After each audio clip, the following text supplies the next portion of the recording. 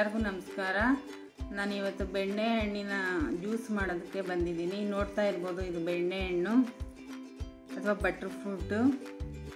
ನಾನು ವಿಡಿಯೋ ಮಾಡಿ ತುಂಬ ದಿವಸ ಆಯಿತು, ಕಾರಣ ಹುಷಾರಿರಲಿಲ್ಲ. ಅದಕ್ಕೆ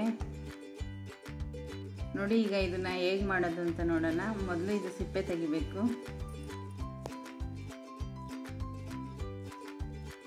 ಸಿಪ್ಪೆ ತಗೊಂಡು ಒಳಗಡೆ ಹಣ್ಣನ್ನು ತಗೋಬೇಕು.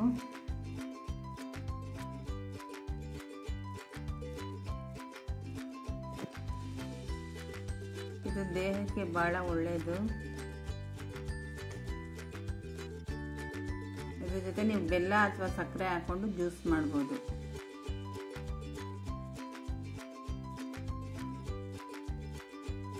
ಈಗ ಸಿಪ್ಪೆ ತಗೋಬೇಕು.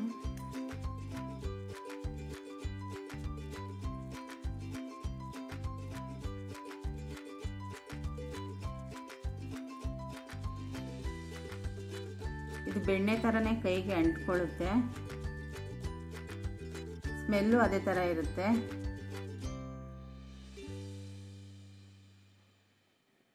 ನೋಡಿ, ಈಗ ಸಿಪ್ಪೆ ತೆಗೆದ್ವಿ. ಇನ್ನೊಂದಿದೆ, ಅದು ಸಿಪ್ಪೆ ತೆಗೆದುಕೊಳ್ಳೋಣ.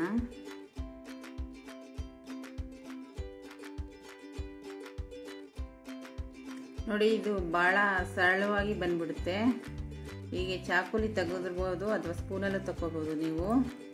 ಇದು ಬೀಜ ದಪ್ಪನಾಗಿರುತ್ತೆ, ಬಾಲ್ ಥರ ಬರುತ್ತೆ ಬೀಜ. ಹಣ್ಣು ಸುತ್ತ ಇರುತ್ತೆ.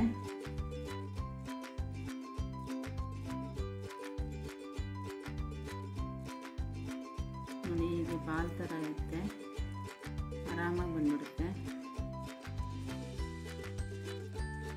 ನೋಡ್ಬೋದು, ಇದು ಬೀಜ.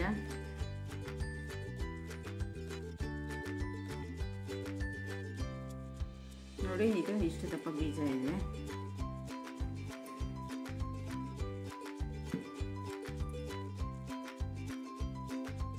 ಚಿಕ್ಕದು. ನೋಡಿ, ಇದರಲ್ಲಿ ಸಣ್ಣ ಬೀಜ. ಈಗ ಇದನ್ನ ಮಿಕ್ಸಿ ಜಾರಲ್ಲಿ ಬೆಲ್ಲದ ಜೊತೆ ಗ್ರೈಂಡ್ ಮಾಡ್ಕೊಳ್ಳೋಣ. ನೋಡಿ ಸ್ನೇಹಿತರೆ, ಇದನ್ನ ಮಿಕ್ಸಿ ಜಾರ್ ಹಾಕೊಂಡು ರುಬ್ಕೊಳ್ಳೋಣ. ಇದಕ್ಕೆ ಸಕ್ಕರೆ ಹಾಕೋಬೋದು ಅಥವಾ ಬೆಲ್ಲ ಹಾಕೋಬೋದು. ನಿಮ್ಮ ಇಷ್ಟ, ನಿಮ್ಮ ಚಾಯ್ಸ್ ಏನು ಬೇಕೋ ಅದು ಹಾಕೋಬೋದು. ನಾನಿದ್ದೀನಿ ಅದು ಕಲ್ಸಕ್ಕರೆ ಇದೆ, ಕಲ್ಸಕ್ಕರೆ ಹಾಕ್ತಾ ಇದ್ದೀನಿ.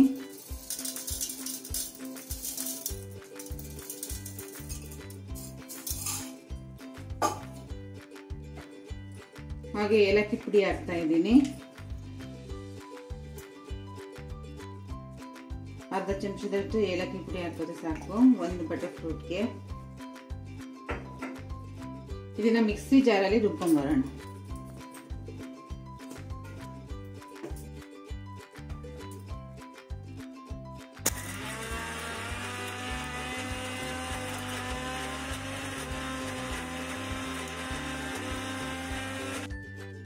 ಗಟ್ಟಿ ಇದ್ರೆ ಸ್ವಲ್ಪ ನೀರು ಹಾಕೊಳ್ಳಿ, ಮಿಕ್ಸಿ ಜಾರ್ ತಿರ್ಗಲ್ಲ ಅಂದ್ರೆ.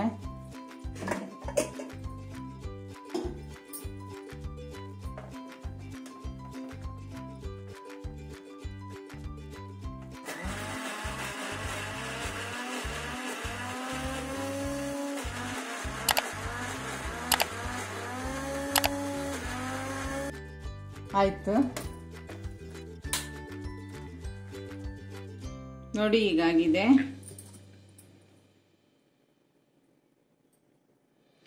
ಇದನ್ನ ನೀರು ಹಾಕೊಂಡು ಮಿಕ್ಸ್ ಮಾಡ್ಕೋಬೇಕು.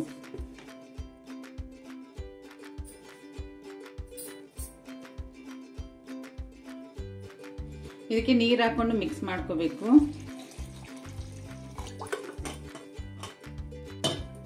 ನೋಡಿ, ಹೀಗೆ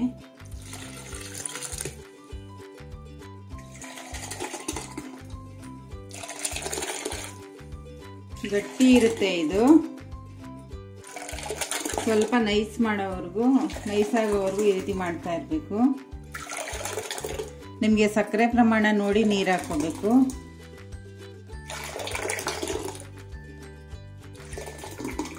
ಇಲ್ಲಿ ಇನ್ನೊಂದು ಸ್ವಲ್ಪ ನೀರು ಹಾಕಬೇಕು.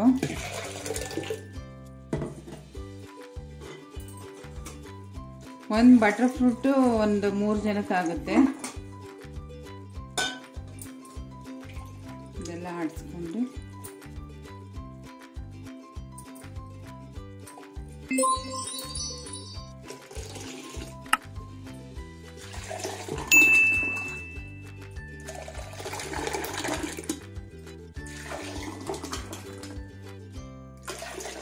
ಸ್ನೇಹಿತರೆ, ಈಗ ಬಟರ್ ಫ್ರೂಟ್ ಜ್ಯೂಸ್ ರೆಡಿ ಆಯಿತು. ಇದನ್ನ ಲೋಟಕ್ಕೆ ಸರ್ವ್ ಮಾಡ್ಕೊಳ್ಳೋಣ.